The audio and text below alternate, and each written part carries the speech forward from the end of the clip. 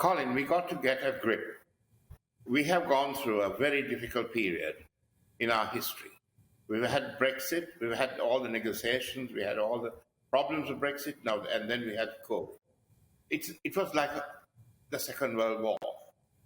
I remember reading Jock Colville's memoirs, where the Prime Minister woke up and had a glass of brandy and a cigar and lay in bed for a couple of hours dictating missives and memos to his people, whatever he had to do. And then he came down in his home at number 10 Downing Street.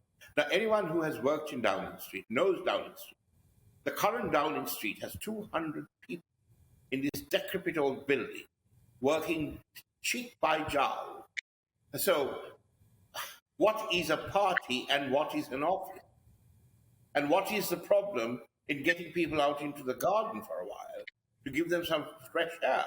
If you have worked in Downing Street or been there and seen how they work, and through the COVID experience, they worked extremely hard, assiduously, like the NHS did, like our nurses did, like our doctors, to prevent it getting worse. We need to get a grip and perspective.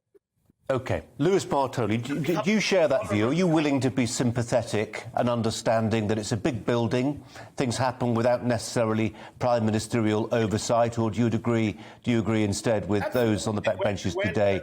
Lewis Bartoli, sorry, Noj, we're just going to move this on to Lewis Bartoli if we can, for a perspective from North Tyneside. Lewis, do you take a sympathetic view, or is it, in your opinion, time for the Prime Minister, as David Davis suggests, to move on?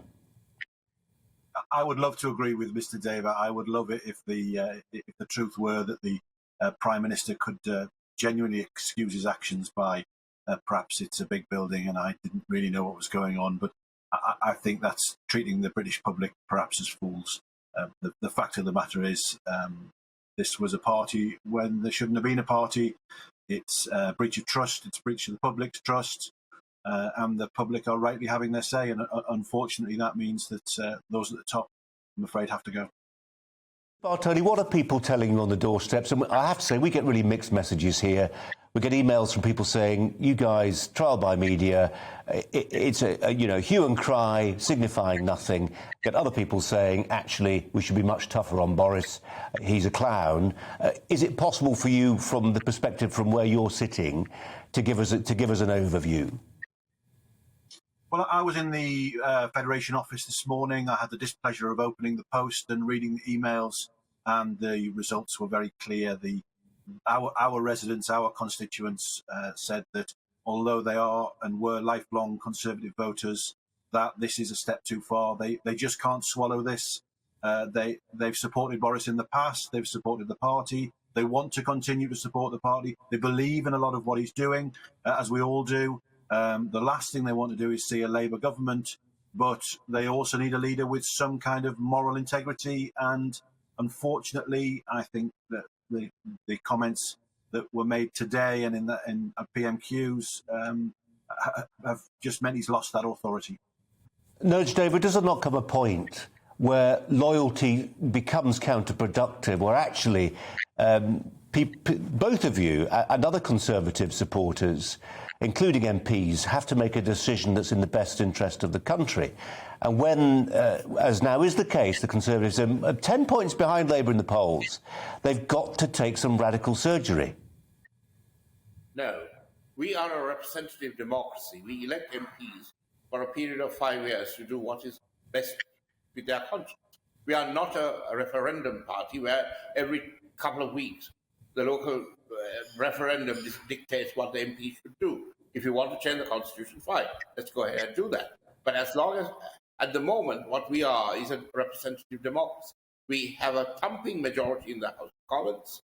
We have a job to do. The Prime Minister has delivered a lot under the most excruciating circumstances. He had COVID, he was ill, he had to go through a huge issue with, he got married, he had children, he lived in his house, and there were 200 people coming in and out of your home. And then you are accused of giving a drink to your workers or taking them out to the garden. It is nonsense. I mean, I've been talking to other prime ministers around the world who are my friends, and they're asking me whether we've gone mad.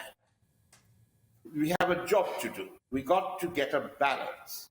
We got to get a grip. We've done this before, and we, as Conservative, I will say, we've done this before, and we spent 20 years in the wilderness when we assassinated Margaret Thatcher. We become an incredibly intolerant country. It's not the country that I love. It's become spiteful. Lewis Bartoli, just to turn this back to the red wall position, I mean, Boris Johnson was very careful to make the case that as far as he was concerned, the red wall, the voters there, lifelong Labour voters in the industrial heartlands were loaning their votes to the Conservatives. As a Northern Tory, how dismayed are you by the sight of seeing the Bury South MP throwing his lot in with Labour in the way he did today? Well, if I could just firstly say, unlike Mr. Dever, I don't have friends who are ex-prime ministers around the world. I'm stuck at the coalface dealing with constituents on a day-to-day basis and trying to get local councillors elected. I wish I was in that lofty position. And unfortunately, it's the likes of my councillors and my candidates who are going to suffer if Boris continues to stay. In answer to your question about the resignation today, I think Mr. Wakeford's going to get a real shock, because if I know anything about the Labour Party, the one thing they hate more than Tories is Labour members. So I think he's going to find that he's more hated over there than he was on our side of the bench. Wow, it's a rough old trade, politics, isn't it? Sorry, no, David, were you going to come in?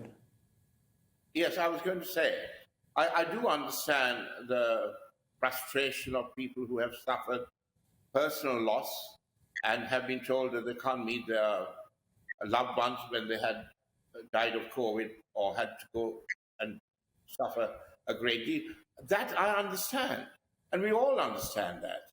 But we also need to understand the working condition of a man who's just steering the nation's ship from what you may think is a luxury building, but Downing Street is not. And then you pack 200 people in there, coming in and out all the time, doing things. It is not what you and I would say is you won't tolerate it in your own home. So we need to give some space and understand the constraints and the difficulties through which no, David, we're trying to understand, and we'll see if Sue Gray does next week.